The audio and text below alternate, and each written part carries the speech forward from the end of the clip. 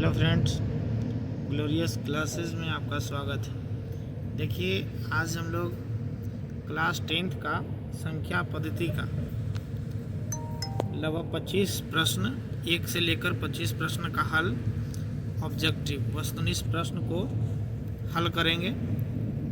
और आप भी जैसे 10th क्लास के बच्चे जो तैयारी कर रहे हैं वो ज़रूर ये वीडियो देखिए और आपकी तैयारी कैसी हो रहा है उसकी जांच कीजिए। तो चलिए हम लोग शुरुआत करते हैं पहले क्वेश्चन से। ठीक है, पहले क्वेश्चन से हम लोग शुरुआत करेंगे। पहला नंबर क्या है, देखिए, कहता है प्रश्न के सबसे छोटी अभाज्य संख्या कौन सी है। देखिए, आप लोग पढ़ चुके थे सबसे छोटी अभाज्य संख्या। अभाज्य संख्या क्या है, जो कहता है कि एक और स्वयं से विभाजित होता है, उसको हम लोग अभाज्य संख्या कहते हैं। तो यहाँ से देखिएगा, वह संख्या जैसे मान लेते हैं कि वह जैसे 2 हो गया, 1 और स्वयं जो 2 रहेगा उससे 1 और 2 स्वयं रहेगा उससे विभाजित रहेगा। 3 लिखो, 1 और 3 से कटेगा, यानी 1 और अपने से कट जाएगा, उसको अभाज्य संख्या के नाम से जानते हैं। तो इसमें से देखिए सबसे छोटी कह रहा है, तो इसमें सबसे छोटा कौन सा है, 2 है, यानी ऑप्शन 2 हो जाएगा। चलिए ठीक है। सेकंड नंबर क्वेश्चन कहता है एक किस प्रकार की संख्या है। देखिए, एक जो है किस प्रकार की संख्या है। क्या एक जो है, एक और परिभाषा देखिएगा, भाज्य संख्या। ठीक है, भाज्य है, और एक और नाम है इसका अभाज्य। देखिएगा दूसरा परिभाषा, इसको भी जान लीजिएगा।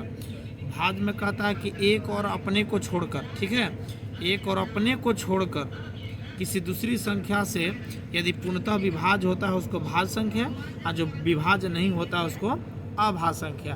तो यहाँ देखिए कह रहा है कि एक किस प्रकार की संख्या है, तो एक को छोड़ना है, ध्यान दीजिएगा। ठीक है, तो एक को छोड़ना है, तो एक जो है न तो भाज्य होगा और न ही अभाज्य, न अभाज्य और न संयोग। देखिए, भाज्य संख्या को ही हम लोग एक दिमाग में रखिएगा, संयोग संख्या के नाम से भी जानते हैं, ध्यान दीजिएगा, यानी कंपोजिट नंबर के नाम से जानते हैं। ठीक है, चलिए आगे। तीसरा नंबर, 0 किस प्रकार की संख्या है। देखिए, तो 0 कौन सी संख्या है, यानी आपने देख लीजिएगा, क्या प्राकृतिक संख्या में 0 आता है, नहीं। पूर्णांक संख्या, जी पूर्णांक संख्या देखिए 0 होता है, 1 होता है, 2 होता है, 3 होता है, वही ना होता है। और -1, -2, -3 आपको याद है, पढ़ाए हैं, ठीक है ना। तो इस तरह से हो चुका है। तो इस तरह से देखिए आपको पूर्णांक संख्या आपका आंसर बी हो जाएगा। 7 किस प्रकार की संख्या है, बताइए तो। 7 बताइए, क्या संयोग मैंने समझ गए होंगे, भाज्य संख्या है, नहीं। 7 एक और अपने से ही कटेगा, यानी 7 जो है अपने से ही कट जाएगा, मतलब अभाज्य है, पक्का है, यानी ऑप्शन ए हो जाएगा, कोई दिक्कत नहीं है। चलिए आगे की ओर चलते हैं, आगे की ओर चला जाए। चलिए पाँचवा नंबर आइएगा। पाँचवा नंबर क्या है, एक मिनट, हाँ, 5वें नंबर में है ये। 5वें नंबर में है, क्या देख रहे हैं आपने, तो 5वें नंबर में 9 किस प्रकार की संख्या है, बताइए। 9 किस प्रकार की संख्या है, तो 9 तो अपने आप से तो कटेगा ही, 3 से भी कट रहा है ना, मतलब भाज्य संख्या। माने भाज्य संख्या को हम लोग संयोग संख्या के भी नाम से जानते हैं, मतलब ऑप्शन बी। ठीक है, प्रश्न 6 आइएगा, यानी 6ठा नंबर में देखिएगा, पाई किस प्रकार की संख्या। तो हम डायरेक्ट पढ़ाए हैं, देखिए अपरिमेय संख्या पढ़ाएं, ध्यान दीजिएगा। 22/7 किस प्रकार की संख्या, देखिए 22, लड़कन समझता है कि पाई का मान होता है 22/7, यही समझते हैं ना, लेकिन इसका मान जो है लगभग मान बराबर हो, लगभग जो होता है मान 22/7 के बराबर होता है। लेकिन एक याद कीजिए, पाई जो है अपरिमेय संख्या, लेकिन ई जो है वह p/q के रूप में लिखा जाता है। अब p/q के रूप में लिखा जाएगा, उसको क्या कहेंगे, परिमेय संख्या, कोई दिक्कत नहीं। आइएगा 8 नंबर, √2। देखिए √2 किस प्रकार की संख्या है, तो √2 देखिएगा, इस तरह का प्रश्न पहचानने के लिए सबसे आसान हम आपको सब समझाए थे। देखिए 1 का वर्ग कितना होता है, 1, ठीक है ना, 1, और 2 का वर्ग 4। 1 और 4 के बीच में जितना संख्या है, जैसे 2 हो गया, 3 हो गया, इस सब का रूट चढ़ा दीजिएगा ना, ये सब अपरिमेय संख्या मिलेगा। देखिए √2 किस प्रकार की संख्या है, तो अपरिमेय संख्या, कोई दिक्कत नहीं। आइएगा 8 नंबर, ठीक है, 8 नंबर हो गया। 9 नंबर से आइएगा, 9th नंबर से आइएगा, है ना, 9वें नंबर से आ जाइएगा। 9वें नंबर में क्या कहता है जी, 1 मिनट ना, 9th नंबर में आइए। 9th नंबर में ही आपका कहता है ना 0.33, यही क्वेश्चन है ना, 0.333 डॉट डॉट डॉट किस प्रकार की संख्या है। अब बताइए, 3 रिपीट कर रहा है ना जी, जब 3 रिपीट करे तो बताइए, बार बार आ रहा है ना, आवर्ती है दशमलव वाला, एक मतलब आवर्ती दशमलव, ऑप्शन बी। और इस तरह का जो बार बार रिपीट करता है उसको याद कीजिएगा, परिमेय संख्या भी नाम कहते हैं, आपको याद होना चाहिए, परिमेय संख्या ही पढ़ा चुके हैं। और जो बार बार रिपीट नहीं करता है उसका नाम क्या कहते हैं, आपको अपरिमेय संख्या। देख लीजिए, 0.10, 1 पर 2 0, 1 पर 3 0, बताइए, 1 पर कभी 2 0 हो जा रहा है, कभी 3 0, कभी 4 0, इसी तरह से हो रहा है, यानी रिपीट नहीं कर रहा है। जब रिपीट नहीं करे तो समझना वह कौन सा संख्या होता है, अपरिमेय संख्या, कोई दिक्कत नहीं।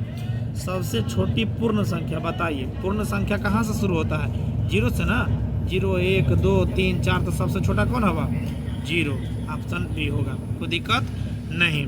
12 नंबर, 15 और 20 का HCF मैंने महत्तम समापवर्तक निकालना है जी, तो क्या कीजिएगा, 15 और 20 का। अब देखिए 15-20 का सबसे आसान से सिखा देते हैं आपको, वैसा ढूंढिए जो संख्या दोनों में 2 गो रहे, चाहे 2 गो से अधिक भी रह सकता है, लेकिन 2 संख्या को ऐसा है जिसमें से वैसा संख्या ढूंढिए जो दोनों में शामिल हो, वैसा संख्या। तो अब बताइए, देखिए तो यहाँ से 15 को 3 गुने 5 लिखिएगा और 20 को 4 गुने 5 लिखिएगा। देखिए दोनों में 5 शामिल होगा कि ना होगा, 3 तो हट गया, दोनों में 5 शामिल है ना, यानी ऑप्शन कितना हो गया, 5, यानी उसको हम लोग HCF कहेंगे, ठीक है। चलिए आगे 12 के बाद 13 से आइएगा। 12 के बाद हम लोग कहाँ जाएंगे, 13 से शुरू कीजिए। जब 13 से शुरू करते हैं तो आइए, 13 नंबर हो गया ना, 15 और 20 का LCM, देखिए 20 का HCF निकाल लिए 12 में, आपकी LCM निकालना है। अब देखिए इसको निकालने के लिए सबसे आसान भाषा भी आपको सिखा रहे हैं। 15 और 20 का LCM लघुत्तम निकालना है, तो इसमें बड़ा संख्या कौन होगा, 20, बड़ा संख्या 20 है ना। 20 को याद कीजिए, क्या 20 जो है छोटा वाला संख्या 15 काट देगा पूरा नहीं, तो 20 को आप गुना कीजिए, दुगुना कीजिए, 20 दूनी 40, नहीं 15 भी नहीं काटेगा, 20 × 60, क्या 15 काटेगा कि नहीं काटेगा, काट देगा। एक मतलब है कि LCM कितना होगा, 60 होगा, कोई दिक्कत नहीं। चलिए 12 और 18 का HCF बताइए, दोनों में शामिल कौन संख्या है जी। देखिए 6 दूनी 12, 6 3 18, 6 से कटी था ना दोनों, यानी 6 तो शामिल हो गया, दोनों में शामिल है, मतलब ऑप्शन कितना हो जाएगा, C नंबर, 6 नंबर। 12 और 18 का LCM बताइए, वही हो गया, 18 12 को नहीं काटेगा, बड़ा संख्या 18 लेंगे ना, 18 दूनी 36, 12 3 36 कट जाएगा, यानी आपका 36 हो जाएगा LCM। कितना आसान है। 2 एकमात्र किस प्रकार की संख्या, देखिएगा 2 जो है, आप बताइए कौन संख्या है, इस सम है, आपको तो पता ही होगा कि सम है, इस सम संख्या है जी, और लेकिन सम भी है और अभाज्य भी है, मतलब कि सम अभाज्य संख्या है, कोई दिक्कत नहीं है। चलिए आगे की ओर चलते हैं।